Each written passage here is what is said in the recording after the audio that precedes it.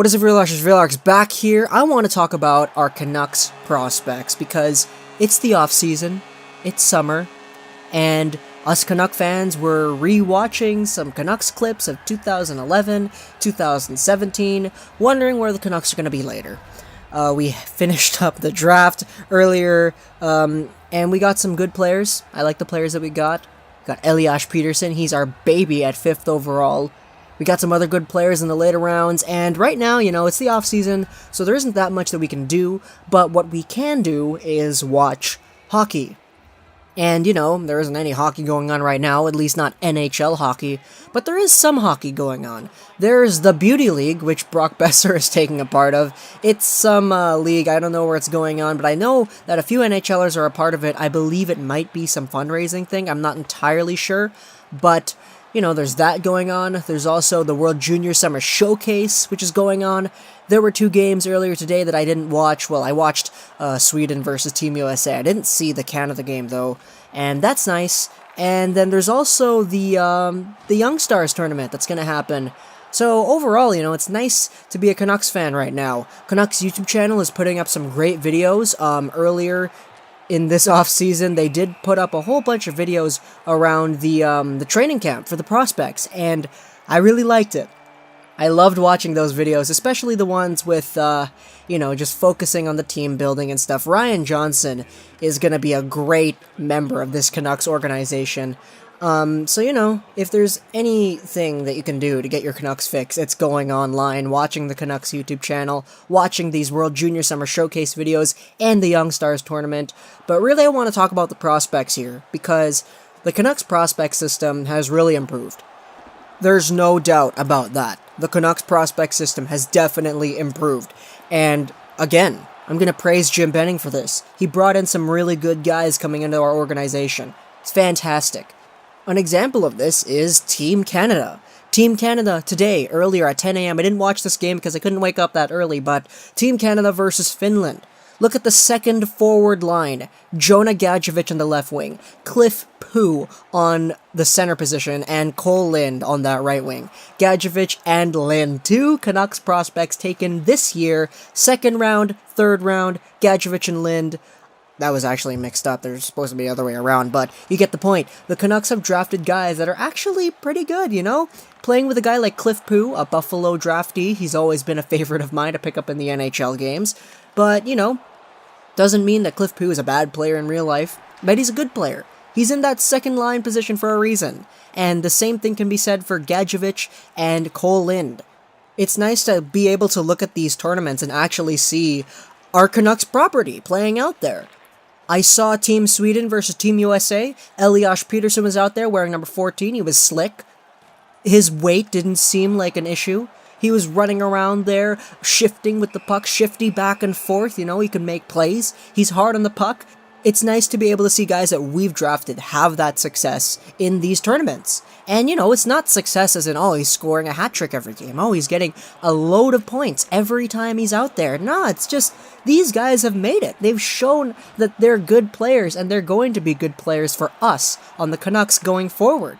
I'm expecting good things out of these guys. And taking a look at the Young Stars tournament, the Canucks have announced that Juolevi, Dahlin, Besser, Lind, Demko, and DiPietro are all going to participate in this tournament. Gadjevich is also supposed to be there as well. So, taking a look at that, previous Young Stars tournaments, I remember watching those. I was always disappointed because we had guys like, Nicholas Jensen's going to play, yes. Hunter Shinkaruk, yeah, he's playing good. Bo Horvat, yes. But the Young Stars tournament hasn't really been a success for the Canucks in the recent years. And, it's nice. It's nice to be able to see a list of players that we got. Juolevi, Dahlin, Besser, Demko, Lind. These are some good players.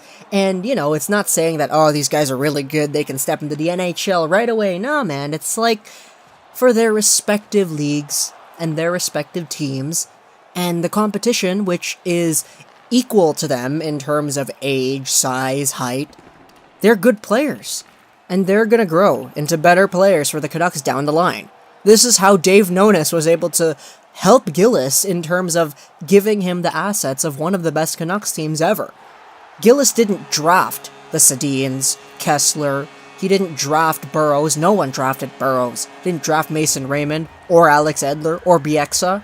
That was Brian Burke and Dave Nonis. Okay, Burrows, stop that with Burrows, but the point is, Jim Benning is actually a good drafter. I mean, Mike Gillis, he didn't really draft anyone that was good and on the team now, except for Bo Horvat. All the other guys that Gillis has drafted have been down the drain. Jordan Schrader, Nicholas Jensen, Hunter Shinkarik, But, throughout the years, the Canucks have definitely had prospects that have become good players, but most of these players were taken in the mid-2000s. Dave Nonis was A1 in terms of drafting the late-round picks. Alex Edler, Jannik Hansen, these guys were late-round picks. And what Jim Benning is doing with these draft picks is he's choosing guys who could turn out to be the next Jannik Hansens. He's choosing guys who could be the next late-round picks that make the NHL and make an impact. Sure, he drafted Jake Virtanen instead of Nylander and Ehlers. That's kind of a thing that people have to look out on. We can't stop giving Jim Benning flack for that because, yeah, it would have been a better decision to pick Nylander or Ehlers. But at the time, people were saying, it could slide. I mean, Jake Virtanen over Nylander, maybe that might work, maybe it might not, but the fact is, back in 2014, Jake Virtanen was at a position where he could have been drafted at 6 and people would have been okay with that. That just shows how things change. You can't really blame the Oilers for taking Nail Yakupov, because it was him or Ryan Murray that was gonna go first overall. Everyone was expecting a Nail Yakupov or a Ryan Murray, and they went with Nail Yakupov. Sure, that didn't turn out for them in the long run, but you can't blame them for taking the guy who was supposed to go in that range. It's kind of the same thing with Vancouver. If we did take out a William Nylander or an Ehlers instead of a Virtanen, everyone would be happy over here. And maybe the guys who did take Virtanen, they would have said, oh, well, we should have taken whoever else came next. The point is, these busts are going to come in once in a while. Jake Virtanen's only 20 years old. He can still be a good NHL player, just not a top 6 guy like everyone was expecting him to be when he was drafted. Sure, the Canucks are stuck with him now, but he's a guy that we have to use as one of our own guys. He's a Canuck, and he's a Canuck that we have to develop, and hopefully he's a Canuck that translates into the best version of himself, that can play in the NHL level. Because really, we could have taken anyone else. And any other teams could have taken Virtanen as well. Take a look at what's going on with 5th overall draft pick Michael Dalcol in that same year. What's happening with him right now? He's kind of in the same situation. It's not really at that level where he can play at the NHL, and New York Islanders fans are kind of wondering what's going to happen with this guy. Same thing with Jake Virtanen. And I think, you can't really get mad at Benning for choosing a player who was expected to go in that range. Jake Virtanen was ranked as the 6th best North American skater in that draft. Sure, Kasperi Kapanen, William Nylander, Kevin Fiala, all these European skaters that were ranked high, they were also expected to go a bit high as well. And they were all available when we were picking at 6th overall. So, the draft really is a crapshoot. But you can make that argument as well as, when you're drafting 6th overall, you can't afford to make a mistake. But those mistakes, they do sometimes happen. And the best thing we can do is live with it. Because we have Jake Virtanen in our system now. I want him to succeed. I want him to be a really good player. Of course, he's not going to be a first-line, right-winging, scoring machine like Todd Bertuzzi or whatever. But we can still make him into an NHLer. And it's not even like the 2014 draft was that bad at all. Sure, we had Jared McCann, who didn't really turn out as well. But we did take a Thatcher Demko in the 2nd round. Demko was the highest-ranked North American goalie that year. And Calgary didn't take him because they were like, he has injuries, we'll take Mason McDonald instead. And now Thatcher Demko is looking like he's going to be the next Corey Schneider. I'm not even going to hold back. I hope Demko is the next Corey Schneider. Very consistent, very sharp, and just good at saving the puck. With that being said, the next drafts, Benning has done a very well job in terms of changing the Canucks prospect pool into something that we can actually be excited about. I said this in an earlier video about the Canucks being on our side, and I'll kind of rephrase it again here. Back when we traded Hunter Shinkarik to the Calgary Flames, everyone was kind of pissed off because Shinkarik was one of the best prospects we had at that time. Now look at where Shinkarik is at. and look at the prospects that we have in place of him. These draft picks, these guys that are making the World Junior Summer Showcase teams, Gadjevich, Cole Lind, Peterson, these guys that will play in the Young Stars tournament, Levy, Dahlin, Besser, these guys that the Canucks have drafted into their system and are looking to be way better players than the potentials that we could have hoped for with a guy like Hunter Shinkaruk. When Shinkaruk was traded, everyone was like, we just lost one of our best prospects, oh no! But look at how good Shinkaruk really is. Now we have prospects with even better potential. Prospects that we can actually get excited about. Hunter Shinkaruk scored a very fantastic preseason goal against the Sharks wearing the Canucks uniform, and that was about it. Didn't really make the NHL after that. Played a few games with the Flames. But where is he now? Probably with the Stockton Heat. And that's basically the bottom line.